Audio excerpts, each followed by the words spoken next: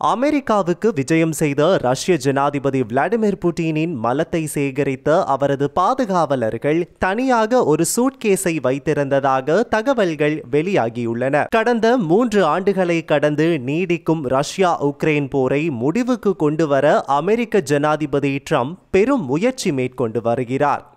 இதில் முக்கிய அம்சமாக ரஷ்ய ஜனாதிபதி புட்டினை அமெரிக்காவின் அலாஸ்காவிற்கு அழைத்து ட்ரம்ப் பேச்சுவார்த்தை நடத்தினார்.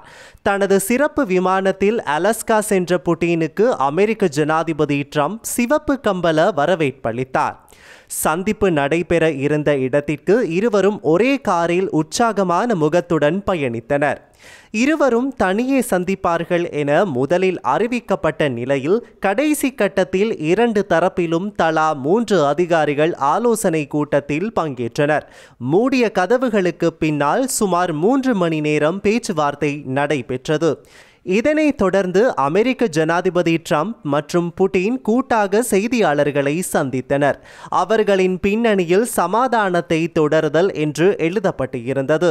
முதலில் புட்டினை பேசுமாறு ட்ரம்ப் சைகை காட்டினார். அதன்படி தனது பேச்சை தொடங்கிய புட்டின் ட்ரம்புடனான சந்திப்பு தாமதமாக நடந்த ஒன்று என்று குறிப்பிட்டார்.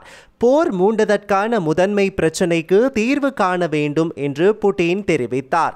அதாவது நேட்டோவில் உக்ரைன் இணைவது தொடர்பான பிரச்சினைக்கு தீர்வு தேவை என்று புட்டின் வலியுறுத்தினார். பின்னர் கருத்து வெளியிட்ட அமெரிக்க ஜனாதிபதி ட்ரம்ப் இந்த சந்திப்பு ஆக்கப்பூர்வமாக இருந்ததாக குறிப்பிட்டார்.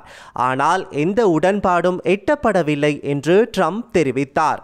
செய்தியாளர்கள் சந்திப்பு நிறைவடைவதற்கு முன்பு மிக விரைவில் மீண்டும் சந்திப்போம் என்று ட்ரம்ப் கூறினார்.